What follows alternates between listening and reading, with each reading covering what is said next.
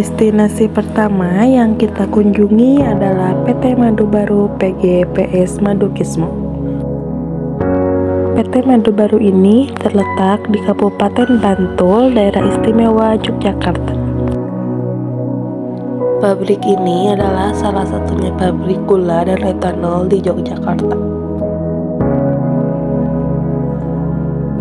Di sini, sebelum kita mengetahui lebih dalam ke pabriknya langsung, kita diberi arahan terlebih dahulu. Di sini kita melihat video edukasi tentang proses lengkap mulai dari menanam tebu sampai akhirnya diolah. Ternyata tebu di pabrik ini nggak cuma diolah untuk gula saja loh, tapi diolah juga untuk pupuk, batako, dan juga alkohol. Jadi, setiap bagian dari tebu benar-benar dimanfaatkan, mulai dari batang tebu diolah menjadi gula, ampasnya diolah jadi bahan baku batako, dan molase atau cairan hasil perasan tebu dipakai untuk bikin alkohol. Setelah kita selesai menonton video dan mendengarkan arahan, kita akan lanjut eksplorasi ke dalam pabriknya. Di sini kita menaiki kereta lori atau sering disebut dengan kereta uap. Kereta uap ini memiliki kecepatan 100 km per tahun. Setelah beberapa menit di perjalanan, akhirnya kita sampai di pabriknya. Dari luar sudah kita lihat bahwa pabriknya segede itu ya guys. Pabrik gula ini dulunya bernama Pabrik Gula Padokan, namun pas zaman agresi militer Belanda II hancur. Tapi untungnya Sri Sultan Hamengkubuwono IX membangun kembali dan dinamai Pabrik Gula Madukismo pada 1955 dan diresmikan pada 29 Mei 1958 oleh Pak Karno. Namun sayang sekali saat kita eksplorasi, pabriknya sedang tidak beroperasi karena jadwal produksi sedang berhenti. Jadi, kita hanya bisa melihat mesin-mesin besar yang ada di area produksinya. Setelah kita eksplorasi di dalam pabrik, kita diberi kesempatan untuk ngobrol atau mewawancara orang yang ada di sekitar pabrik. Di sini, kita sekelompok mewawancara salah satu staf di sana. Apa saja faktor yang mempengaruhi minat konsumen terhadap produk lokal gula ini?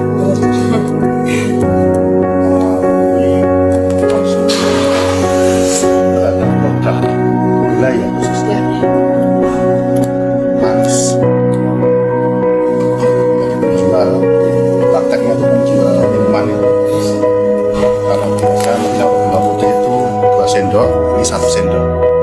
Kan sudah manis. Jadi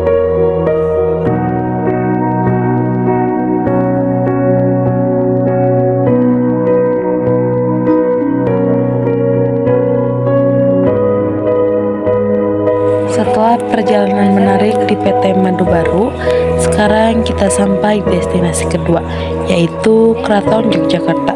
Tempat ini adalah simbol kebudayaan dan sejarah yang masih hidup hingga sekarang. Di luar keraton kita bisa melihat banyak hal menarik, mulai dari arsitektur Jawa klasik yang megah hingga taman yang indah di sekitarnya. Di sini, setiap sudutnya punya cerita sejarah yang menarik untuk dipelajari.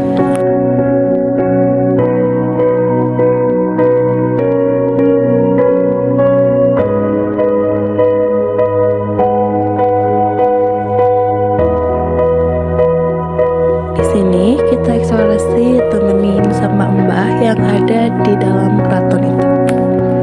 Beliau menjelaskan tentang seni-seni tradisional yang ada di Keraton Yogyakarta. Mulai dari bangunan-bangunan yang ada di dalam keraton ini, Mbah juga menjelaskan tentang seni-seni yang ada di sini. Seni di sini bukan hanya hiburan, tapi juga memiliki nilai filosofis yang dalam.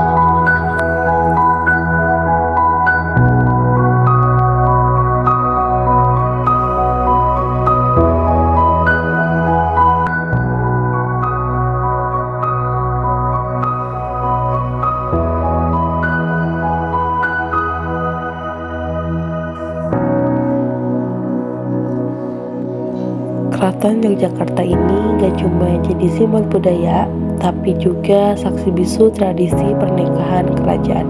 Di sini, adat pernikahan punya makna mendalam seperti upacara panggih yang jadi simbol peraturan dua jiwa.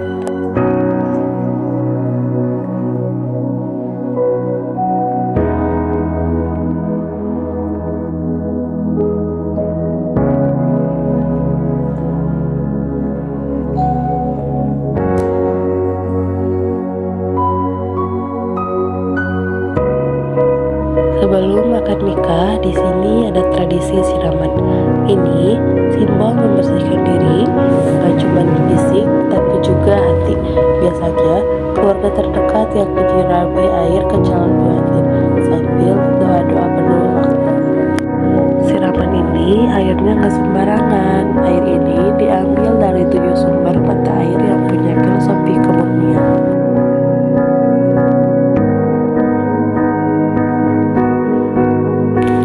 Setelah siraman, ada tradisi midodareni, malam di mana calon pengantin wanita nggak boleh ketemu calon suami.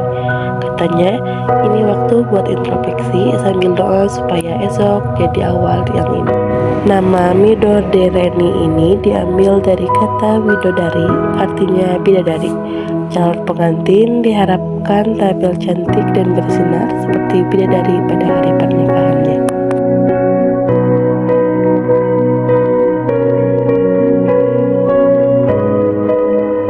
Saat hari H, ada profesi arak-arakan. Pengantin menuju pelaminan. Ini bukan cuma jalan biasa, tapi melambangkan perjalanan hidup baru yang penuh doa dan harapan. Selanjutnya, destinasi ketiga kita akan mengunjungi Museum Benteng Perdebek. Ini terletak di Jalan Margo, Malioboro, Yogyakarta. Awal dibangun Benteng Perdebek ini pada tahun 1760 oleh Belanda. Benteng Perdebek ini memiliki arti yaitu benteng perdamaian. Jadi benteng ini menyimpan banyak sejarah di Yogyakarta semenjak pemerintahan kolonial Belanda. Ini kita telah memasuki diorama 1. Diorama 1 terdapat 11 mini drama yang menggambarkan peristiwa sejak periode Pangeran Diponegoro sampai masa pendudukan Jepang di Yogyakarta. Di diorama 2 ini terdiri dari 19 mini drama yang menggambarkan peristiwa sejarah proklamasi kemerdekaan sampai dengan agresi militer Belanda di Indonesia. Di sini terdapat patung ikoniknya Ibu Fatmawati yang sedang menjahit bendera pusaka merah putih.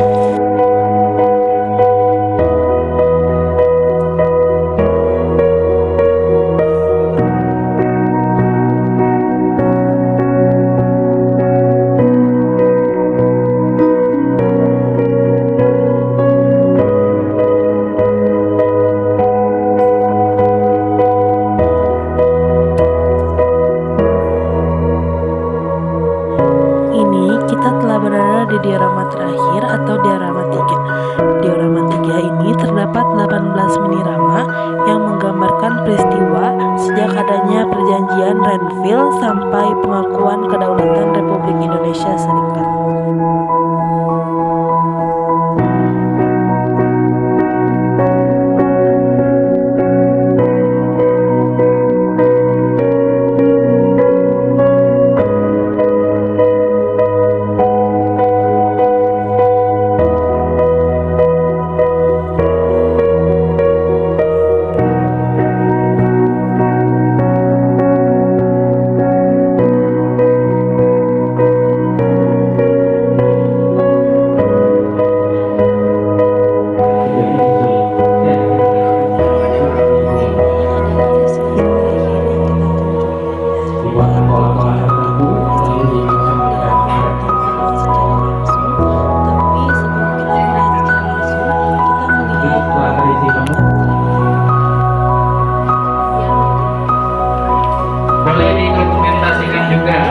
video atau foto atau selfie.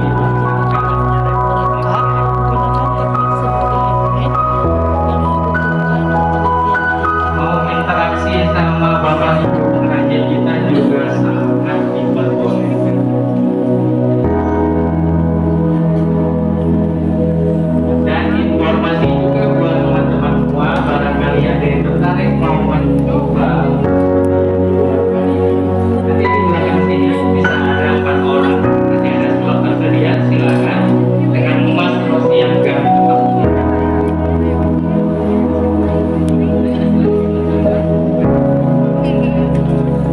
Banyak pengrajin-pengrajin yang sangat fokus terhadap kerjanya. Mereka dengan teliti memahat, membentuk, dan mengolah perak menjadi berbagai bentuk kerajinan yang indah. Ketelitian dan kesabaran mereka terlihat jelas saat mengerjakan detail kecil, seperti ukiran halus atau pola yang rumit. Proses ini menunjukkan betapa besar dedikasi mereka